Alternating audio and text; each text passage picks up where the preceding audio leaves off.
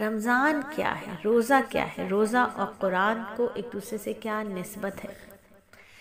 قرآن میں اللہ تعالیٰ ارشاد فرماتے ہیں، اے ایمان والو، تم پر روزے فرض کر دیے گئے جس طرح تم سے پہلے لوگوں پر فرض کیے تھے تاکہ تمہارے اندر تقوی پیدا ہو۔ رمضان کیا ہے؟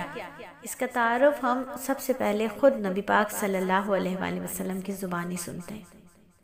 حضرت سلیمان فارسی رضی اللہ تعالیٰ عنہ کی روایت کے مطابق شعبان کی آخری تاریخ کو آپ صلی اللہ علیہ وآلہ وسلم نے خطبہ دیا۔ اس میں آپ نے ارشاد فرمایا، اے لوگو، تم پر ایک عظمت اور برکت والا مہینہ سایہ فگن ہو رہا ہے۔ اس مبارک مہینے کی ایک رات 1000 مہینوں سے افضل ہے۔ اس مہینے کے روزے اللہ نے فرض کیے ہیں، اس کی راتوں میں بارگاہ خداوندی میں کھڑے ہونے کی عبادت کے لیے مقرر کیا ہے۔ جو شخص اس مہینے اللہ کی رضا اور قرب حاصل کرنے کے لیے کوئی نفل عبادت کرے گا تو اسے دوسرے زمانے کے فرضوں کے برابر اس کا اجر ملے گا۔ اس مہینے میں فرض ادا کرنے کا ثواب دوسرے زمانے کے 70 فرضوں کے برابر ملے گا۔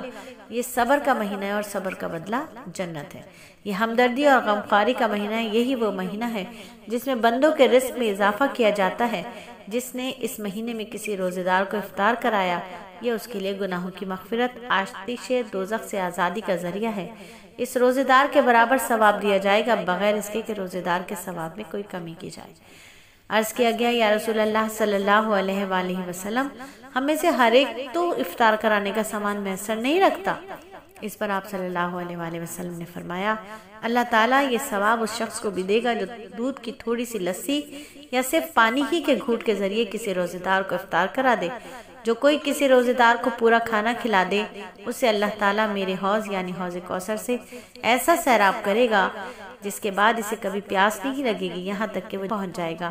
اس کے بعد اللہ علیہ وآلہ وسلم نے ارشاد فرمایا، اس ماہ کا پہلا ابتدائی حصہ رحمت، درمیانی حصہ مغفرت اور آتش دوزخ سے آزادی کا ہے۔ آپ نے فرمایا، جو شخص اس مہینے میں اپنے غلام، ملازم، خادم کے کاموں میں تخفیف اور کمی کرے گا، اللہ تعالیٰ اس کی مغفرت فرما دے گا، اسے دوزخ سے رہائی اور آزادی دے گا۔ الحمدللہ ایک بار پھر ماہ رمضان آ رہا ہے۔ نیت کرتے ہیں کہ یہ رمضان زندگی کا بہترین رمضان گزرے گا انشاءاللہ تعالیٰ، کہ جس کا رمضان اچھا گزرا، جس کا رمضان اچھا گزرا اس کا پورا سال اچھا گزرتا ہے۔ یہ ہمارے اکابرین فرماتے ہیں، یہ ہمارے اکابرین فرماتے ہیں۔ کیا فرماتے ہیں؟ کہ جس کا رمضان اچھا گزرے گا اس کا پورا سال اچھا گزرے گا۔ حدیث پاک میں بھی ہے کہ رمضان پورے سال کا قلب ہے، اگر یہ درست رہا تو پورا سال درست ہے۔